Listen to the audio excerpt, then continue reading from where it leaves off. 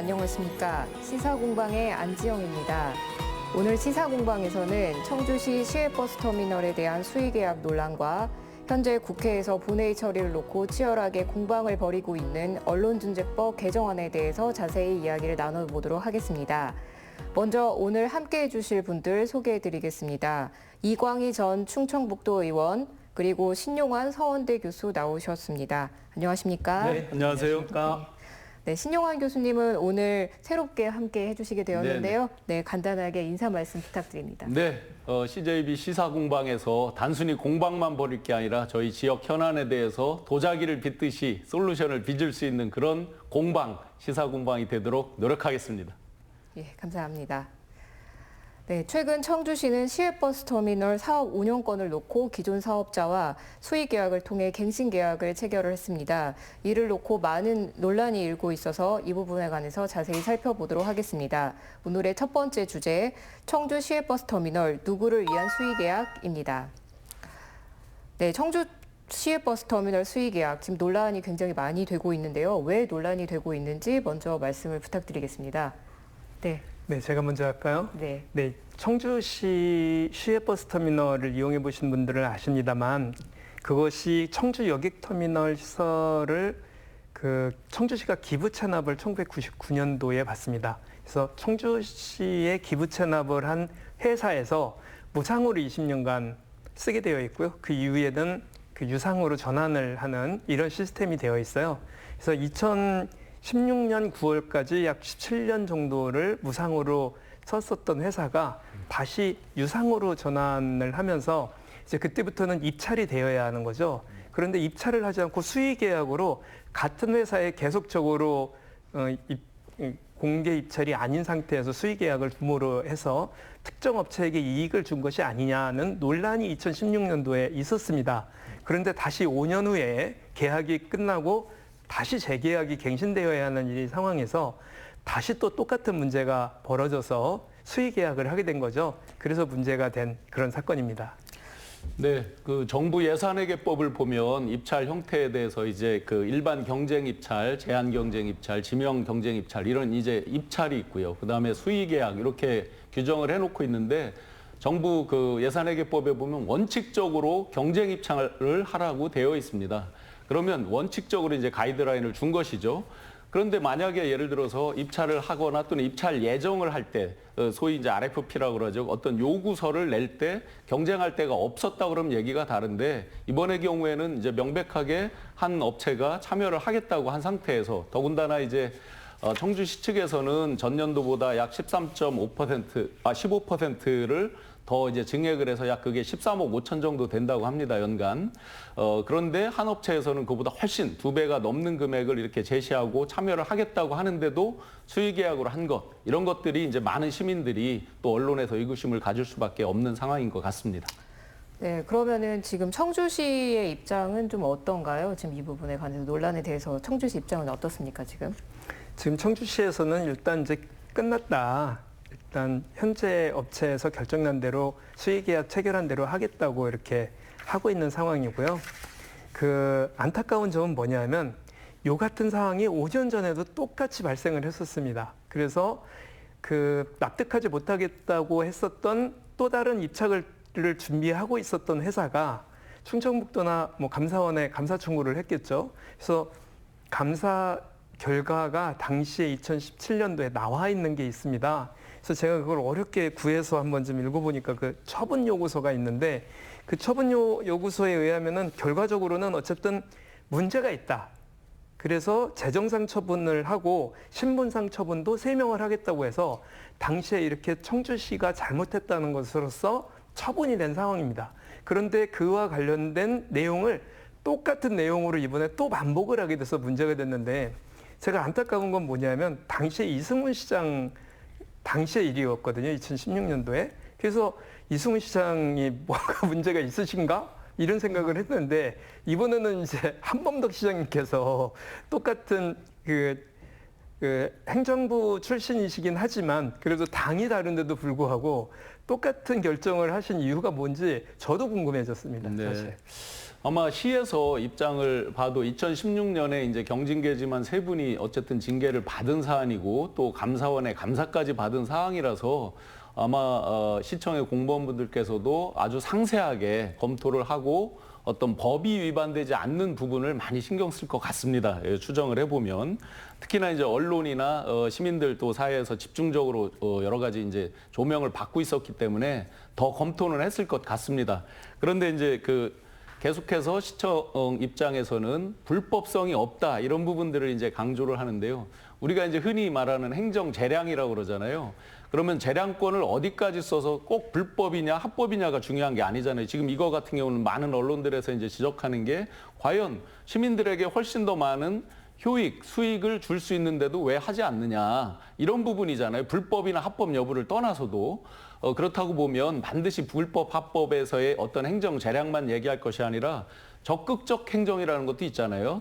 재량권을 가지고 그런 행정 재량 측면에서 남용하지 않으면서 시민의 효익을 더 증대시켜 줄 수 있는 이런 부분이었으면 어쩌을까 하는 아쉬움이 있고 또 한 가지는 이제 예를 들어서 수많은 논란이 있는 걸 이미 알고 있잖아요. 5년 전에 있었던 일이니까 그렇다고 보면 업계라든지 뭐 비슷하게 경쟁 입찰에 들어오려고 하는 잠재적인 업체들도 있었을 거 아니에요. 업계라든지 또는 시민사회 등등에서 공청회 같은 거를 거쳐서 소위 말하는 이제 결과적 정당성도 있지만 절차적 정당성은 다 지켰다고 지금 시청에서 말하지만 민주적 정당성, 그 과정에서의 민주적 정당성을 더 확보했으면 어땠을까 하는 아쉬움이 있습니다. 우리 신영원 교수님 말씀 들으면 굉장히 명확하게 들어오는데 무슨 얘기인지를 잘 못 알아듣는 이런 단점이 좀 있어요. 네. 조금 더 이제 쉽게 우리 풀어서 신 교수님께서 말씀하신 부분을 좀 얘기를 하면 애초에 무상으로 대부받았을 때는 그냥 그렇게 하면 되는 거예요. 그러면 이제 계약을 체결을 하는데 계약을 한다고 하면은 당연히 공개 입찰이 될 것이지 수의 계약을 수십억씩 드는 거를 수의 계약을 할 것인가. 근데 방법이 있습니다. 이 행정재산일 때는 수의 계약을 할 수밖에 없습니다. 그런데 이게 일반 재산이 되면 수의 계약을 못 해요. 그런데 문제는 여객자동차 터미널은 공공시설이기 때문에 이거는 당연히 행정재산입니다. 그런데 행정재산이면 당연히 수의계약을 못하죠. 그런데 수의계약을 하게 됐어요. 그 이유는 요게 약간의 기술이 좀 들어갔다. 어떤 기술이냐 하면 요것을 매각을 하겠다 하면서 매각을 하기 위해서는 행정재산에서 일반재산으로 변경 신청을 해야 되거든요. 그래서 변경 신청을 합니다.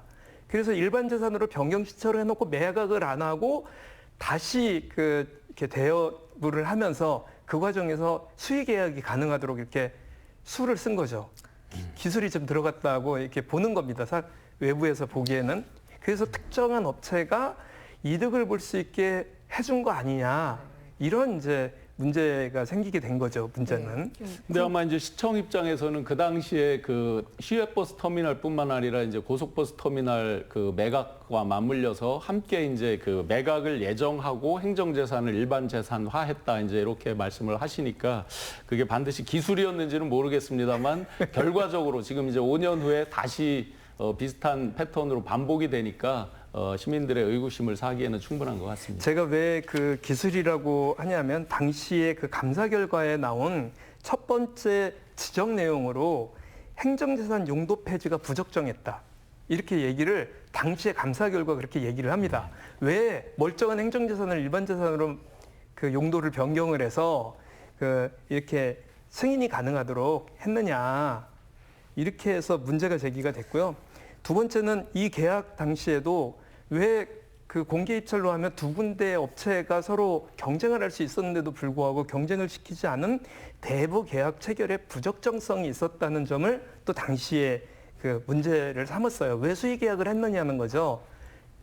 그러니까 그러면서 사실은 그 밑바닥에 깔려 있는 것은 처음부터 20년간 무상으로 제공했었던 회사에게 특혜를 줄 의도가 당시에 있었던 거 아니냐. 이런 이제 의구심이 드는 그런 결정이 사실은 당시에 했었어요. 제가 더 궁금한 건 뭐냐면 당시에 이승훈 시장 때는 20년이니까 한 번쯤 고생을 했고 또 우리 이렇게 청주시를 위해서 이렇게 기부 체납도 크게 해주셨는데 그런 생각은 사실은 할 수 있는 거 아닌가 이런 정도의 그 처분을 받고서라도 근데 왜 지금 또 했느냐는 거예요. 아마 정치적으로 봐도 진짜 지금 이광희 의원님 지적대로 이승훈 시장님 때와 지금 한범덕 시장님 때 이제 정당이 다르잖아요. 정치적 입장도 많이 다를 거고, 물론 행정이니까 꼭 정치에 연동되는 건 아니지만 그런 부분에서 꽤나 의문이 드는 건 사실입니다. 그게 이제 문제는 뭐냐면 청주시의 행정 패턴이 이와 유사한 거가 많이 보인다는 점이에요. 그러니까 그 전에 어떤 공무원들이 처리했었던 문제에 대해서 그거를 약간 뭐랄까요, 감정적인, 그러니까 어디가 좀 밉보이면 그 밉보인 데에 대해서는 약간 스킵하고 지나가는 듯한 행정 뉘앙스가 풍기는 이런 일을 어디선가 본 듯하다는 거죠. 청주시가 이걸 좀 반복하고 있는 거 아니냐. 행정이 감정이 섞인 행정을 할 경우 공정한 절차대로 이행을 하면서 민주적 시스템에 의해서 처리가 되는 게 아니고 공무원들의 개별적 판단에 의해서, 감정적 판단에 의해서 되거나 이렇게 될 경우는 그 피해가 고스란히 청주 시민들에게 간다는 거죠. 이번 같은 경우도 제일 곤혹스러운 점은 뭐냐면 문제 제기를 하는 사람이 마치 이번에 계약 체결을 못한 업체를 두둔하는 듯한 뉘앙스가 생기게끔 상황을 만들어놨어요. 사실은 시민들 입장에선 이 업체가 되든 저 업체가 되든 두 개 말고 다른 업체가 돼도 상관이 없죠. 청주시의 이익이 돌아갈 수만 있다면. 그런데 지금 상황은 굉장히 모호해서 지금 지역 언론에서도 몇몇 군데는 계속 문제 제기를 하는 것 같고 또 나머지는 좀 가만히 있는 것 같거든요.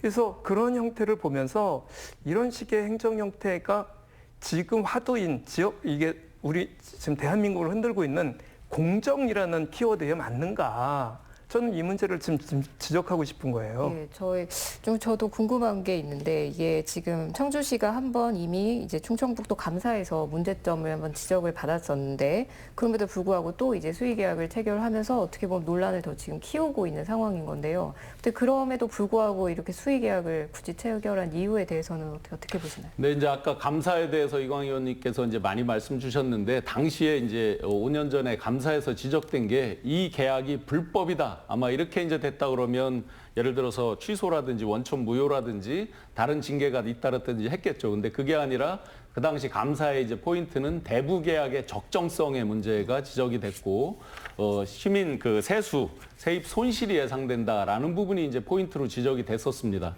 그러다 보니까 아마 이제 청주시 입장에서는 이건 불법은 아니고 아까 말씀드린 대로 재량권 범위 내에서 합법적으로 하면서 할 수 있는 이런 걸로 이제 해석을 했을 수는 있을 것 같고요. 이광희 의원님께서 잘 지적해 주셨는데 이제 일각에서 작년 올해 해서 그 고속버스 터미널 이전과 관련해서 임시 터미널 사용과 관련해서 이제 많은 운송 사업자들과의 갈등이 있었습니다. 많은 투서와 많은 소송까지는 안 간 걸로 알고 있는데 이제 많은 언론과 등등에서 많은 폐해가 이제 있었습니다. 물론 그 폐해 고스란히 피해를 보는 거는 시민들입니다. 지금 임시 터미널을 저도 사용하고 있지만 요즘같이 이제 비가 많이 오고 할 때 굉장히 불편한 거 사실입니다. 이런 이제 갈등 구조에서 해석을 할 수 있지만 제가 이제 의원님 의견에 반하는 것은 감정으로 어떤 법을 떠나서 행정재량을 남용하지 못할 것이다. 이제 그 부분은 조금 다른 생각이고요. 법으로 보면 공유재산법하고 자동차 여객 운송 여객법에 따라서 이제 하게 되는데 그 가운데에서 터미널 면허 사업에 대해서 이제 연속성 어떤 운영자들 입장에서 시에서 이제 해명하는 부분은 보면 교체할 때 발생할 리스크, 특히나 이제 우리가 북부 터미널이 있고 오창에 이제 새로 북부 터미널이 졌고 여기 북부 임시 정류소가 있고 발권 시스템 이런 것들이 이제 6군데에 나누어져 있거든요. 이런 전산 시스템의 통합이라든지 또는 갑자기 이제 금지를 했을 때 또 사업자가 바뀌었을 때 유치권을 행사하듯이 계속해서 이제 안 내주고 예를 들어서 버티면서 고속터미널 때 있었던 갈등처럼 이런 것들이 될까 이런 것들은 이제 시에서 우려를 했다라고 얘기를 하는데 과연 이제 소위 말해서 행정에서 있어서는 이제 어느 게 유불리할 때는 저울을 다뤄보잖아요. 이익 경량이라고 하죠. 저울을 다뤘을 때 우리 시민들에게 어느 것이 더 유리하게 갔을까라는 저울을 제대로 달지 않은 아까 이제 불공정의 문제는 계속해서 언론이나 시민들이 제기할 만한 일이라고 생각합니다. 이 문제가 2016년도에 문제 제기가 됐을 때 당시의 시의원이었던 현재 시의회 의장을 하고 계시는 최충진 의원께서 이것에 대한 문제 제기를 하면서 5분 발언을 한 내용을 본 적이 있어요. 그러니까 당시에도 현재의 의장님이 문제 제기를 한 거죠. 의회에서는 이게 좀 납득하기 좀 어려운 결정을 왜 했는가에 대한 문제 제기를 하는 것이고요. 그리고 이번에도 공익재산심의위원회에 아마 당시에 해당 상임위원이었었던 김용규 의원이 아마 참여를 했었던 모양입니다. 김용규 의원이 이런 결정에 대해서 수의계약 방식을 선택한 타당한 이유가 너무나 약하다. 이러면 행정의 투명성에 영향을 줄 수 있는 거 아니냐. 시의회에서는 이 문제에 대해서 짚고 넘어갈 것은 짚고 넘어가겠다. 이렇게 이제 발언을 한단 말이죠. 그래서 저는 이제 어쨌든 의회에서도 동의가 좀 안 되는 이런 결정들을 왜 자꾸 반복해서 하는가에 대한 문제 제기를 하는 거고요. 굳이 이제 유추해서 청주시에서 결정을 내리는데 청주시의 입장에 저를 대입시켜서 이렇게 생각을 해보면 사실 고맙죠. 이렇게 20년간 무상으로 기부 찬합을 한 것에 대해서 고맙고 더군다나 남부터미널, 북부터미널을 다 그런 상황에서 2개 했는데 얼마나 고맙겠습니까? 조금이라도 좀 도움이 되는 형태로 설사 청주시가 조금 손해를 보더라도 그렇게 하는 게 그리고 신 교수님 말씀대로 이게 법률을 위반하는 문제가 아니고 감사에서 지적사항 정도로 나오는 문제라면 그걸 수용할 수 있지 않을까? 이런 생각도 좀 듭니다.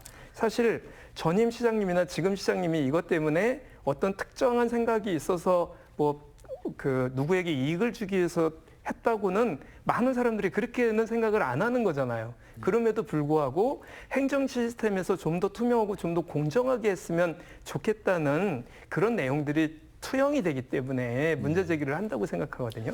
네, 제가 이제 소위 말하는 전자공시 시스템에서 청주 이게 터미널이 어느 정도 손익이 나는지를 봤습니다. 봤더니 이제 작년 같은 경우 코로나 때문에 이제 더 그러겠죠.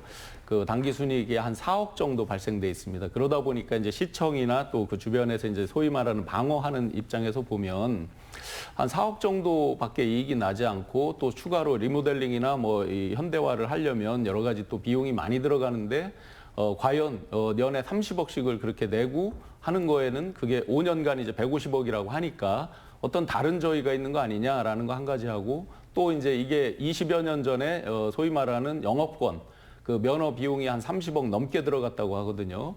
그렇다고 보면 지금 20년이 지났으니까 영업권까지 치면 큰 돈을 더 제시하는 것도 아니다라는 또 다른 측면.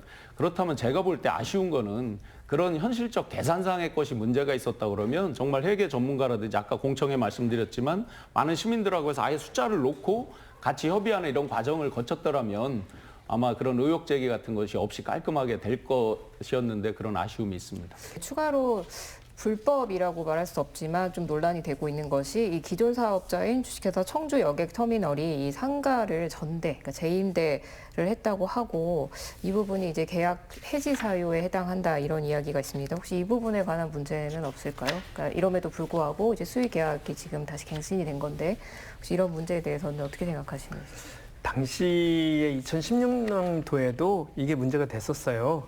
그러니까 임대 한꺼번에 시외버스 터미널을 부지가 있고 건물이 있고 또 밑에 임대를 해줄 수 있는 공간들이 있지 않습니까? 이것이 전부 계약상 어떤 일반 재산을 대부받은 사람들이 전대를 하거나 혹은 다시 재임대를 놓을 수가 있는 이런 이제 규정인데 이에 대해서 어쨌든 원칙적으로는 대부할 수 없도록 되어 있는데도 불구하고 대부를 해왔어요. 그래서 그 문제도 여전히 문제가 됐었고 이번에도 또 똑같이 문제가 되고 있는 부분입니다. 그래서 이와 관련된 전대 승인의 부적정성이 있었고 또 하나는 부가가치세를 미징수를 해서 문제가 또 있었거든요. 이것도 계속 문제가 되고 있는 이런 이제 상황입니다.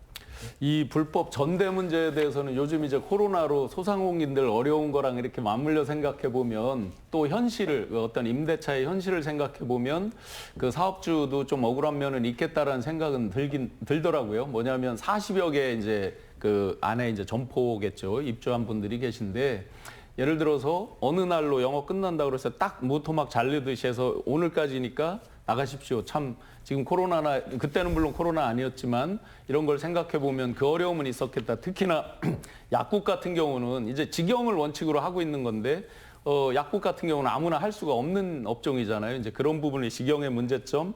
근데 또 이게 공유재산법 35조에 보면 이런 불법 전대를 했을 때 그게 발견이 되면 당연히 이 면허를 취소한다. 반납한다가 아니라 취소하거나 할 수 있다. 이렇게 이제 애매하게 돼 있거든요, 이 규정이. 그래서 이제 여기서 계속 불법 논란이 온 건데 이런 현실까지 감안해서 예를 들어서 당시에 그러면 유예 기간을 얼마를 주고 뭐 행정 계도라고 하나요? 유예 기간 언제까지를 반드시 하라든지 이런 걸 해놓고 시민들에게 그걸 명확히 밝혔으면 이런 논란도 없고 소상공인들도 어느 정도 수긍하고 가지 않았을까 하는 그런 아쉬움도 있습니다. 네, 그 지금 이런 공유재산에 해당하는 건데요. 시외버스 터미널. 그 수의계약 논란이 사실 이 시외버스 터미널 말고도 이제 앞으로도 계속 있을 수 있는데 이런 논란을 좀 줄이기 위해서는 어떻게 좀 해야 할까요?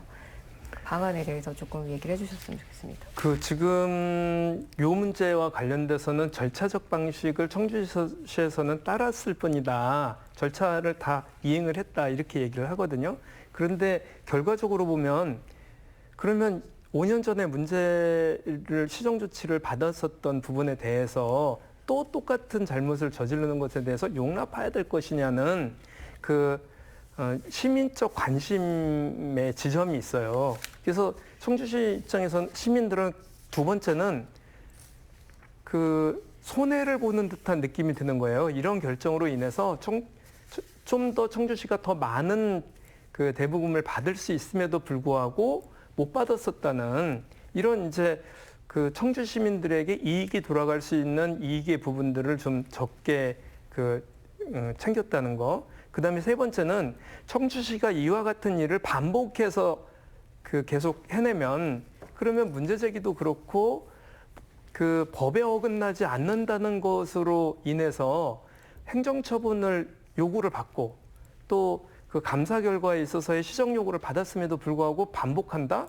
잘못했음을 아는데도 불구하고 행정이 계속 그것을 용납을 한다면 그것을 제어할 수 있는 방법은 의회밖에 없는데 의회도 이미 그 5년 전에 문제 제기를 해왔었던 문제인데도 불구하고 또 똑같은 얘기를 이번 행정사무감사 기간에 하게 생겼어요, 지금. 전부 의원들이 이거 문제 제기를 해야 되겠다고 생각을 하거든요. 이런 것을 그대로 봐둬야 되는가? 저는 그렇지 않다고 봅니다. 이런 거는 청주시가 어떤 식으로든 이것을 해결하고 다시는 재발되지 않도록 그 행정조치를 하는 게 올바르겠다는 생각이 좀 들고요. 이게 이제 끝난 일이잖아요. 그럼에도 불구하고 여기에 대해서 어떤 식으로든 무마하고 마무리해서 넘어갈 수 있는 다시 재발되면 안 된다는 약속을 해주시거나 이래야 된다고 보는 거죠. 네. 뭐 뉴스를 보니까 이제 이미 뭐 가처분 등등 아마 소송으로 이렇게 가고 있는 것 같습니다. 법적 영역에서 재단할 부분은 재단하더라도 행정 행위에 대한 투명성 부분을 저는 강조드리고 싶습니다. 계속해서 저희가 이미 이제 결과는 이렇게 됐지만 투명하게 이거 말고도 행정재산, 일반재산이 얼마나 많겠습니까? 그렇다고 보면 그 과정에서의 그 투명성 그리고 결과에 있어서의 정당성, 투명성 이런 부분에 대해서 공무원분들께서 재량권 범위도 있지만 그 부분에 대해서 아주 철저하게 지키면서 시민들에게 실익, 효익을 돌려드리는 그런 마음 자세로 행정에 임하면 좋겠습니다. 네, 공유재산에 관한 관리 문제는 세입은 물론 또 행정의 신뢰도와도 관련된 일인 만큼 좀 더 신중하게 처리할 필요가 있을 것 같습니다.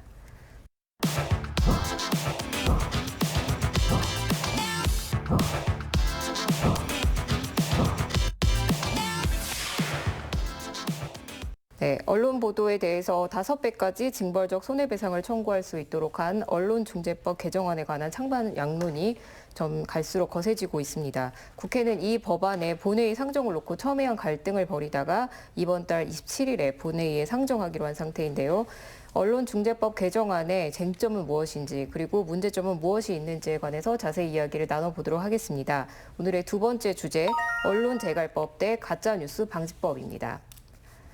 네, 언론중재법 개정안이 지금 현재 정치권과 언론에서 가장 첨예한 핫한 이슈일 것 같은데 오늘 나오신 두 분께도 그런 생각이 드실 것 같습니다. 여기에 관해서 먼저 간단하게 각자 입장을 먼저 들어보겠습니다. 네, 저도 중앙의 한 언론에 의해서 황당한 가짜 뉴스가 나오면서 피해를 봐서 사실은 이제 제가 직접 그 소위 피해자 구제 절차를 진행하고 있는 당사자지만 이 부분은 이 언론중재법 이라 쓰고 언론재갈법이라 읽는다라고 할 정도로 많은 사람들이 관심을 갖고 이제 보는데 왜 이렇게 급하게 이런 전 국민의 어떤 의사 표현의 자유라든지 이런 것과 직결되는 부분을 왜 이렇게 급하게 처리하면서 또 갈등을 야기하는가 이런 부분까지 감안해 보면 이 부분은 충분히 더 공론화하고 충분히 더 입법에 대해서 내용에 대해서 예를 들어서 뭐 과잉입법이다, 그 5배 징벌적 손해배상 등등 하는 부분에 대해서 공론화를 충분히 더 거쳐도 되지 않는가.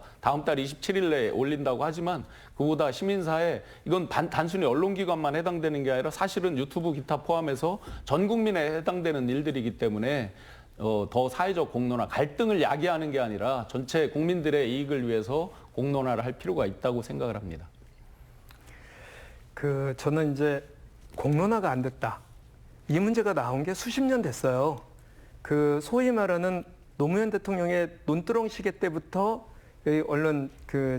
언론중재법 시행해야 된다고 해서 벌써 20년 가까이 된 이런 얘기인데 또 언제 공론화를 한다는 건지 저는 공론화를 하자. 충분한 논의를 20년 동안 한 논의를 아직도 여전히 충분히 하자. 그래서 이번에 통과를 시키고 다시 다음 달로 27일까지 한 달 동안 또 연장을 한 것에 대해서 국민들의 뜻을 몰라도 이렇게 모르나? 이런 생각이 많이 들고요. 언론들이 문제 제기를 하는 것이지 국민들의 65%는 최근의 여론조사에서도 빨리 통과시켜라. 왜 민주당은 미적미적거리고 또 이번에도 한 달을 또 연기를 해주는가? 이에 대한 문제 제기를 오히려 하는 법이다.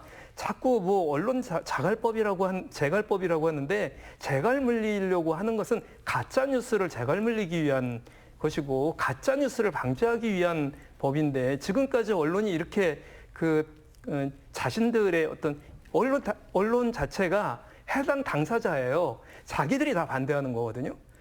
국민 중에 누가 반대를 한단 말입니까? 저는 그래서 이 법이 이번에 통과가 안 된 것에 대해서 굉장히 언짢게 개인적으로 생각을 하고 있는 일입니다. 국민들의 누가 반대하느냐라고 하는데 제가 보는 수많은 국민들은 반대를 하고 있습니다. 아마 이 부분은 진영 논리에 따른 부분일 것도 같은데요. 우선 첫 번째로 가짜 뉴스에 대한 개념 규정도 못하고 있는데 제가 공론화가 필요하다는 부분은 20년 공론화 했죠. 많은 얘기를 했죠. 근데 이 언론중재법에 관해서 약 16가지의 법률들이 입안이 되고 있었거든요. 제출이 되고 있었거든요. 그거를 통폐합해서 하나로 합치면서 이제 내용들이 오다 보니까 어떻게 보면 앞뒤에 법 체계, 우리 대륙법 체계에도 맞지 않고 막 조항 간에도 서로 막 소위 충돌이 나는 이런 것도 많거든요. 그래서 근본적 취지가 진짜 가짜 뉴스를 제어하기 위한 거라면 그에 충실하게 예를 들어서 입증 책임의 문제라든지 형량이라든지 또 이중처벌의 문제라든지 이런 것들에 대한 그런 자세한 법 내용, 국민들한테 가짜 뉴스를 근절하기 위한 게 국민들한테 피해를 주면 안 되잖아요. 그런 부분에서의 공론화는 더 가져갈 필요가 있다라는 말씀입니다. 네, 두 분 간단하게 입장만 들어봐도 굉장히 첨예한 갈등이 있는 것은 맞는 것 같습니다. 지금부터 그 언론중재법 개정안의 주요 쟁점에 관해서 하나씩 살펴보도록 하겠습니다. 첫 번째로 언론의 고의 또는 중과실에 의한 허위 조작 보도로 피해를 입는 경우에 최대 5배까지 손해배상을 물릴 수 있도록 한 징벌적 손해배상 조항이 지금 개정안에 들어가 있는데 가장 문제가 되고 있고 논란이 되고 있는 그런 조항인 것 같습니다. 이 조항에 관해서 의견은 좀 어떠십니까? 네, 의원이 먼저 말씀. 네. 징벌적 손해배상에 대해서 문제 제기가 있음에 대해서 사실은 이게 핵심인 거죠. 전체 언론중재법에 있어서 가장 핵심적인 사안이 바로 이 부분입니다. 징벌적 손해배상을 해야 되겠다. 대한민국에서 이루어지는 거의 모든 누구에게 위해를 가했을 때는 그에 대해서 위해를 가한 대상에 대해서 처벌을 받지 않는 곳은 언론밖에 없었습니다. 언론이 가짜뉴스 퍼뜨려서 사람을 죽게 하거나 재산상의 피해를 입힌 적이 한두 번이 아님에도 불구하고 언론은 그것으로서 끝나죠. 거기에 대해서 처벌받지 않습니다. 그런데 예컨대 재산상의 문제라면 재산을 얼만큼을 손해를 가짜뉴스 때문에 봤다면 그 재산만큼을 배상을 하면 되는 거죠. 그런데 그만큼만 하다 보니까 이미 회사가 없어졌어요. 그런 경우 어떻게 다시 일어날 수 있던 이런 사례는 굉장히 누누이 많았죠. 또 하나는 그 징벌적 손해배상이라고 해서 유럽이나 미국과는 다르게 거기는 한 번 걸렸다 하면 회사가 파산이 됩니다.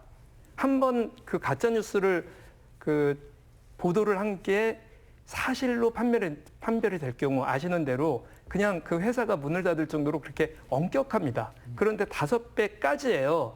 1배가 될지 2배가 될지 뭐 몇 배가 될지는 모르고 그냥 최대 5배까지 징벌을 할 수 있다는 것으로 이렇게 좀 많이 순치가 되었죠. 그래서 저는 징벌적 손해배상이 그렇게 큰 문제는 아니다. 그리고 핵심은 그 언론도 피해를 누군가에게 입히면 피해를 입힌 만큼 배상을 하는 그런 제도는 필요하다. 왜 언론만 보호를 받아야 되는가? 아마 이게 언론만 보호를 받아야 되는가의 문제는 아닌 것 같고요. 징벌적 손해배상 그 본질에 일단 한번 충실하게 분석을 해보면 징벌적 손해배상은 영미법에 이제 기본적으로 있는 제도죠. 영미법에서는 형사벌 처벌로서의 징벌적 손해배상은 아닙니다. 민사 소송에 있어서의 징벌적 손해배상입니다. 어느 그 여당 국회의원분께서 징벌적 손해배상으로 탐사보도, 취재, 검증 이런 것들을 못한다고 하는데 징벌적 손해배상으로 실제 처벌되는 사례는 거의 없다. 처벌된 사례 거의 없는데 입법을 왜 합니까? 이제까지 보니까 언론사가 손해배상하는 그 가장 최근에 일어났던 걸 평균을 하니까 500만 원 정도 된다고 합니다. 그게 약하죠.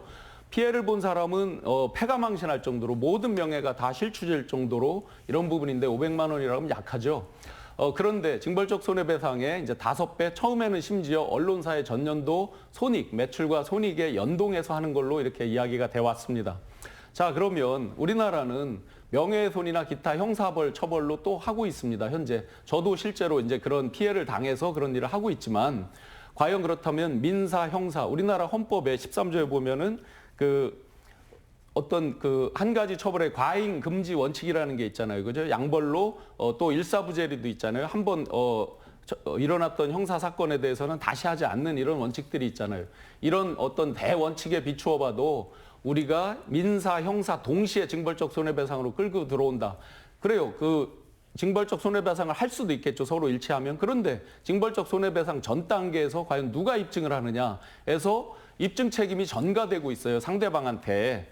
그게 어떤 언론기관 이런 쪽에서 그 입증 책임을 나는 이러지 않았다는 걸 입증하는 게 얼마나 어렵습니까? 이런 전반적인 문제가 맞물려서 아까 초반에 말씀드렸듯이 서로 법조항 간에 충돌이 나고 법의 근본, 이 입법을 하고자 하는 근본 취지, 가짜뉴스를 근절하자는 거에서 논점이 엉뚱하게 지금 전이가 되고 있는 거죠. 네, 이 조항의 이제 징벌적 손해배상 조항의 이제 조항을 살펴보면 허위 조작 보도로 인한 피해를 입는 경우라고 규정이 되어 있는데 이게 보도를 하다 보면 이렇게 오보를 하는 경우도 있고 그 취재 과정에서 어떤 잘못된 어떤 사실을 습득하는 경우도 있고 한데 이런 오보의 경우에도 지금 손해배상을 해야 하는가? 이제 이 언론의 어떤 자유와 관련해서 좀 문제가 되고 있습니다. 이 부분에 관해서는 어떻습니까? 이제 요게 법원으로 갈 경우 법원에서 이 문제에 대해서 입증 책임 문제를 말씀을 하셨는데 입증 책임과 관련된 공방이 있게 될 거예요. 이게 사실인지 아닌지 정말 허위 맞는 것인지 그리고 그 민사적 어떤 그 형벌을 받아야 되는지 징벌적 손해배상을 몇 배를 받아야 되는지에 대한 얘기도 법원에 가서 얘기를 해야 될 겁니다. 그런데 지금까지 이게 없었단 말이에요. 그래서 이걸 만들려고 하는 거죠. 그리고 여기에 대해서 거의 모든 언론이나 이런 재갈이라고 하는 표현은 거의 모든 내용들을 그 법률에 저촉이 될까봐 두려워서 못하게 되는 경우를 뜻하는 거지 않습니까? 대한민국이 지금 OECD에서도 언론 자유도가 최상위에 있는 나라예요. 어떤 식으로든 문제는 언론의 자유도만큼 거기에 대한 책임을 언론이 어떻게 질 것이냐에 대한 접근 방식의 문제라고 저는 생각하거든요.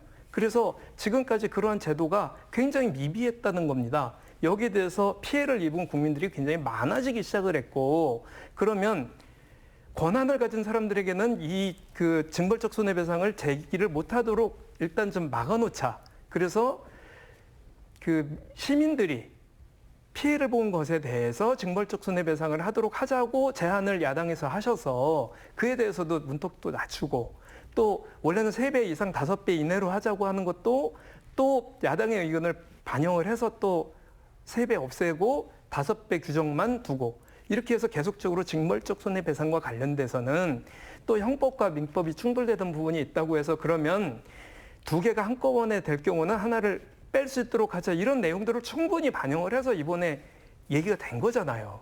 그래서 혹자에서는 이게 누더기가 됐다 이미. 그래서 원래 의도했었던 가짜뉴스 처벌법이 아니라 가짜뉴스 덜 처벌하는 법으로 지금 변모되고 있다는 이런 비아냥까지 받으면서 통과를 하려고 했죠.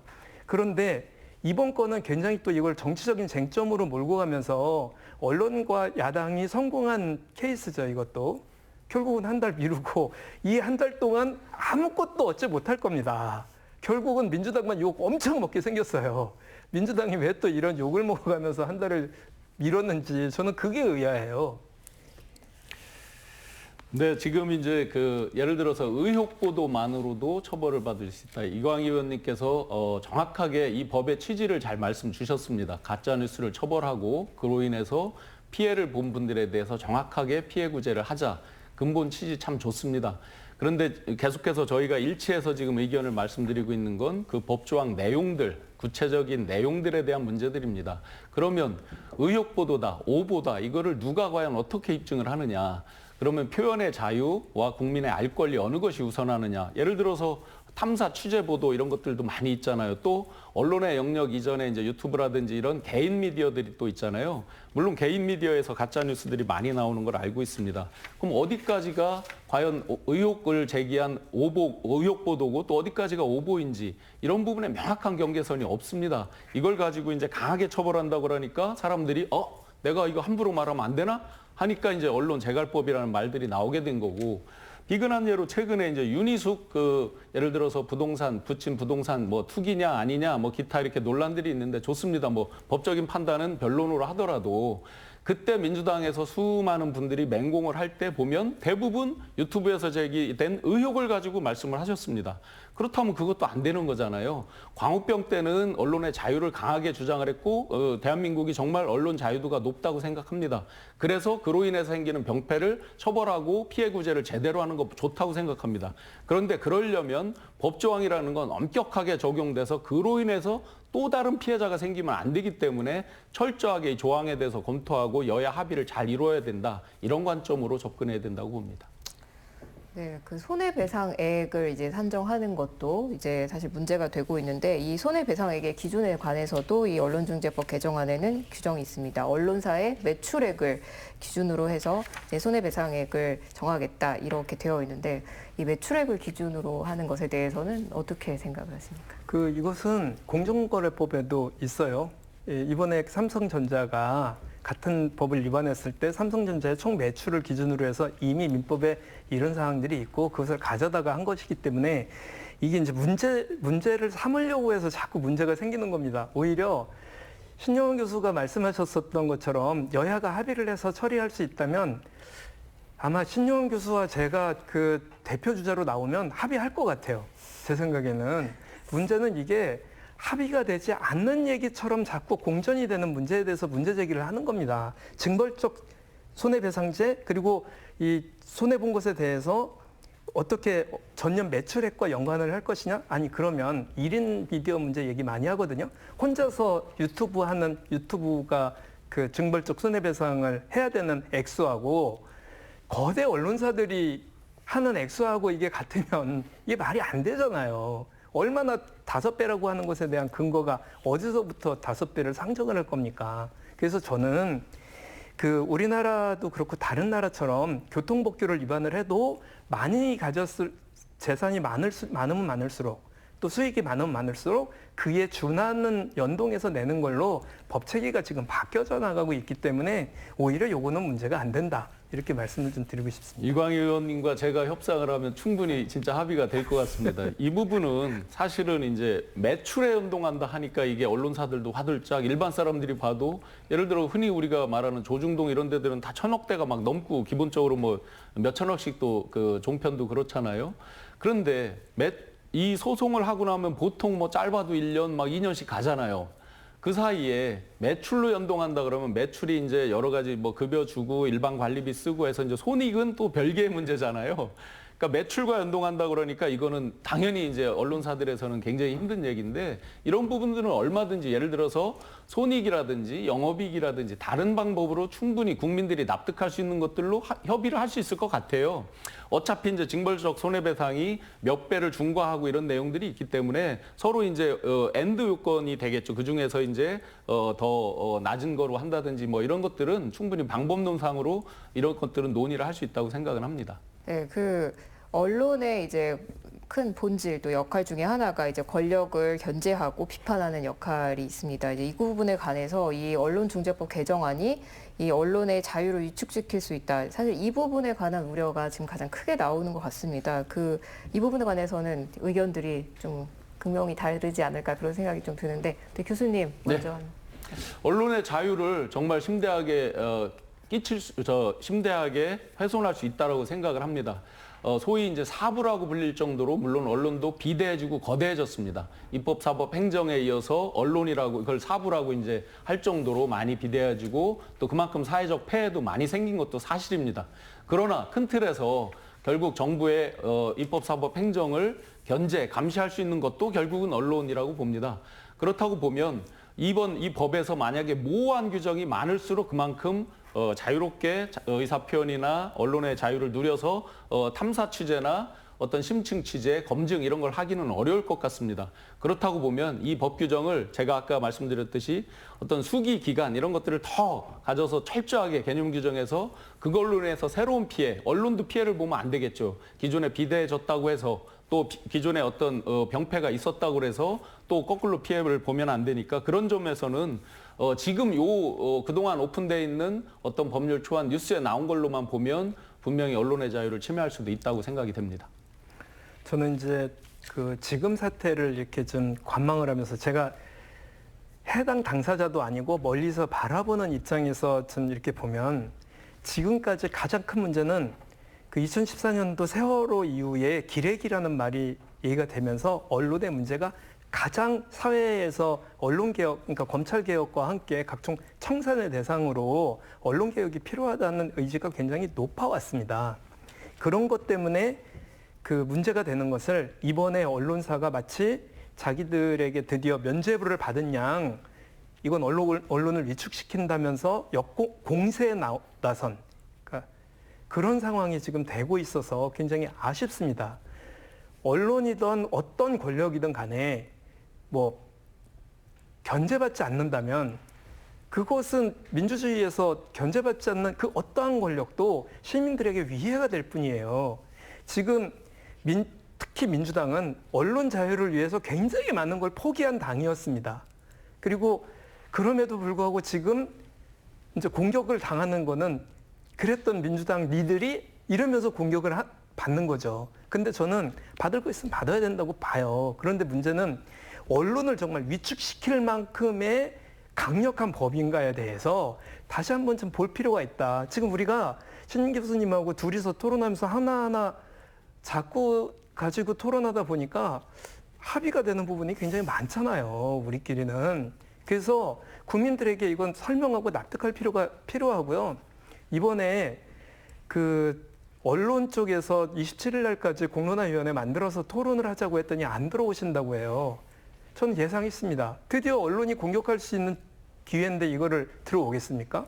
진보 언론에서 반대한다고 하세요. 진보 언론은 이미 누더기가 된 이 법을 용납할 수 없다. 이건 통과시키든 안 통과시키든 뭐 이건 누더기가 됐다고 해서 반대를 하는 거거든요. 그러니까 반대하는 사람들이 이것 방송에 재갈을 물리고 언론을 위축시키는 법이기 때문에 반대만 하는 게 아니고 이미 제한됐었던 법보다 너무 많이 후퇴를 해가지고 이건 통과시켜도 별로 효과가 그렇게 크지 않겠다고 하는 상태에서 다시 한 달을 미룬 거예요. 그래서 저는 좋아요. 한 달 미뤘습니다. 그러면 여야가 잘 합의해 줬으면 좋겠습니다. 제일 큰 문제는 2014년 이후에 우리 사회에 몰아닥치고 있는 언론에 대한 피해를 당한 시민들의 권리를 어떻게 시민권을 보장해 줄 것인가, 이에 대한 문제로 저는 접근해 들어갔으면 좋겠다고 생각을 합니다. 굉장히 좋은 포인트들을 지적해 주셨는데, 그렇다고 보면 이제 예를 들어 대표적으로 아쉬운 게 1인 미디어, 소위 이제 유튜브를 포함해서 각종 1인 미디어의 가짜 뉴스 같은 게 제일 난무한다라고 많은 지적들이 있거든요. 물론 제도권 언론도 이제 가끔 뭐 오보나 허위 보도가 되는 경우도 있지만 대부분은 1인 미디어. 근데 이번에 논의 중에 지금 누더기법이라고 한 게 맞는 게 1인 미디어 부분은 또 빠져 있더라고요. 그건 왜 뺐는지는 뭐 경위는 잘 모르겠는데, 그렇다고 보면 이 법의 근본 취지, 입법을 해서 얻고자 하는 근본 취지에서 또 그 부분은 많이 방향성이 어긋나지 않았나 하는 생각도 듭니다.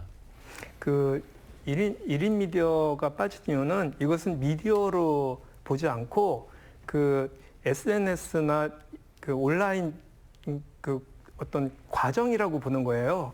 그래서 그 인터넷 정보라고 보는 거죠. 이 일개인의. 그리고 지금은 이제 그래서 문제가 있다면 이 인터넷과 관련된 1인 미디어에 대해서는 다른 방식으로 법을 또 만들어야 될 겁니다. 문제가 되는 건 포털이거든요. 포털이 이미 언론의 역할을 하고 언론 위의 언론의 역할을 하면서 사실은 대한민국 언론과 기자들에게 굉장히 큰 영향을 끼친 게 포털이잖아요.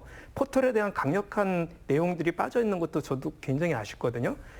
문제는 뭐냐면 그 기자들이 취재할 시간이 없다는 거예요. 기사 쓸 시간이 너무 쫓겨가지고. 그러니까 취재 안 하고 기사를 쓰는 거죠. 무조건 포털에 많이 올려야지 되는 이런 상황이거든요. 그러다 보니까 실수할 가능성이 대단히 높은 환경이 만들어졌어요. 기자들에게 취재할 시간을 줘야 되고, 그 자기의 이름을 걸고 자기가 자신 있는 기사를 쓸 그런 권한을 줘야 되는 때다. 이렇게 전 생각을 좀 하고, 좋아요. 차제에 이 문제가 나온 김에 다 얘기를 한번 공론화 과정에서 좀 했으면 좋겠다는 겁니다. 1인 미디어 문제는 다시 말씀드립니다만 이 법에 들어갈 내용이 아닙니다.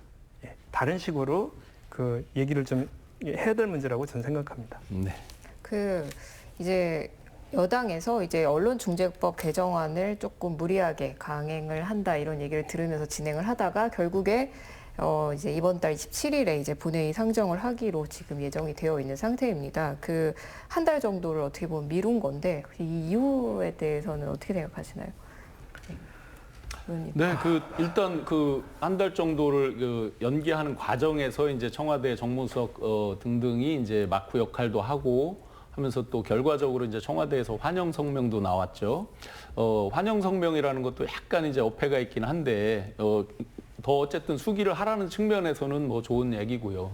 그런데 과연 이광희 의원님도 한 달 동안에 아마 아무것도 얻지 못할 거다라는 부분에 저도 비슷하게 생각을 합니다. 이게 너무나 이제 평행선을 달리고 사실은 이제 이 작구라든지 이 법의 제도 취지 이런 걸 통해서 명확하게 조항을 만들면 되는 부분인데 양쪽에서 이미 감정의 골이 너무 깊어져서 예를 들어서 아까 공청회라든지 어떤 그런 논의 기구 이런 걸 할 때 언론사가 중심이 돼 들어와야 되는데 이미 안 들어오고 또 시민사회단체는 단체대로 이렇게 하다 보면 사실은 한 달 내에 과연 이것이 이 누더기 같은 게 잘 기워져서 딱딱 들어맞게 과연 될 것인가 이런 부분에 대해서는 굉장히 회의적이긴 합니다.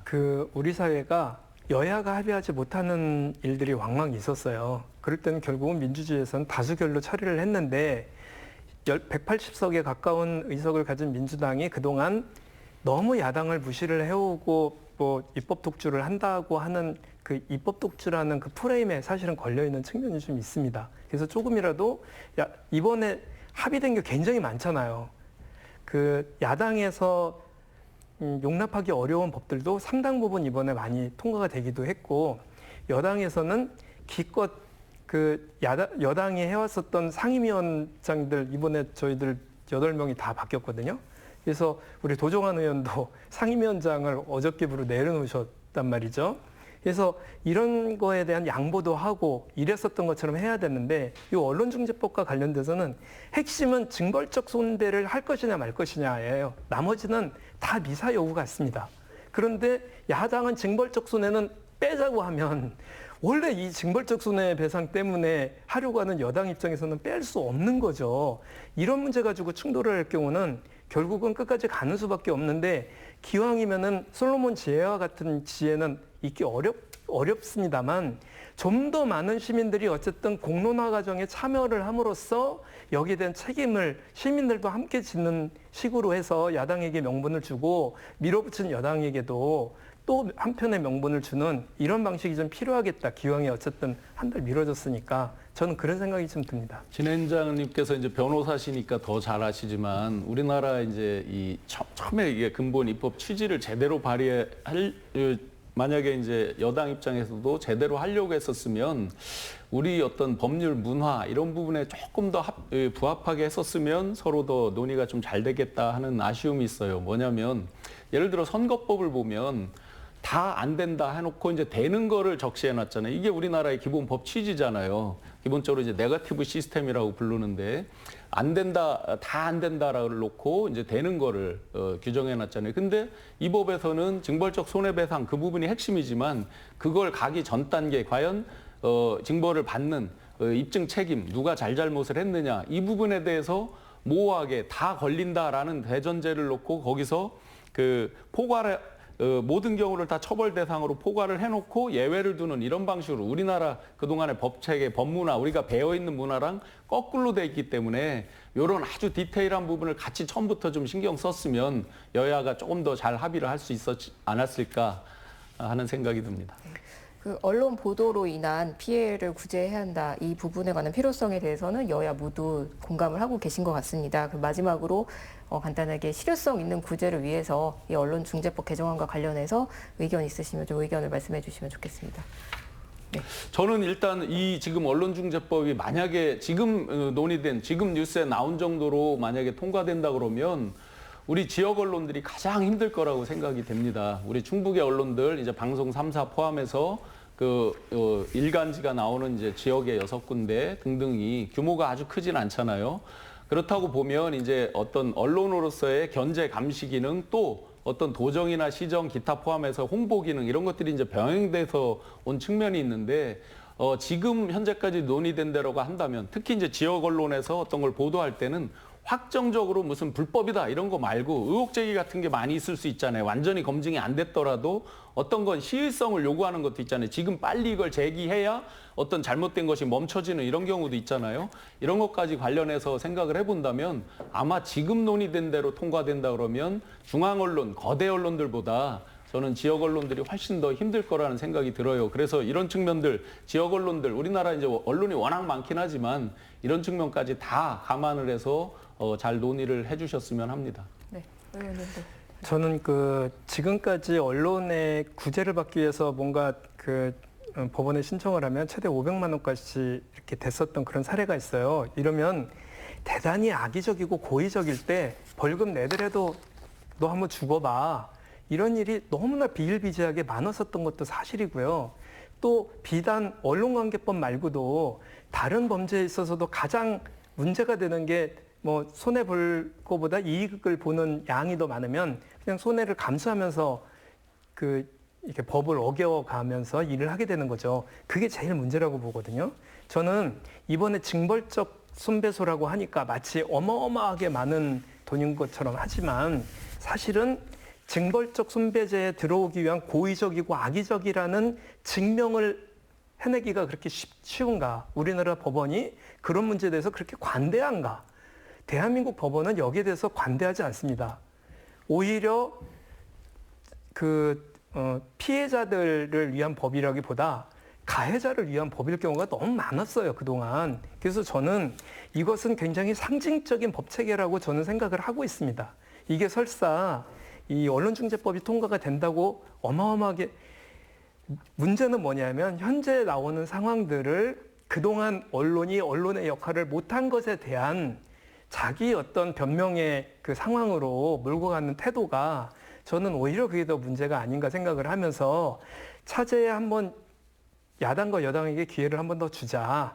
27일까지 잘 좀 한번 국민적 그 공감대를 좀 만들어 주셔달라. 이런 요구를 좀 하고 싶습니다. 네, 두 분과 함께 언론중재법 개정안의 쟁점에 관해서 함께 살펴봤습니다. 오늘 시사공방은 여기서 마치겠습니다. 함께해 주신 여러분 감사합니다.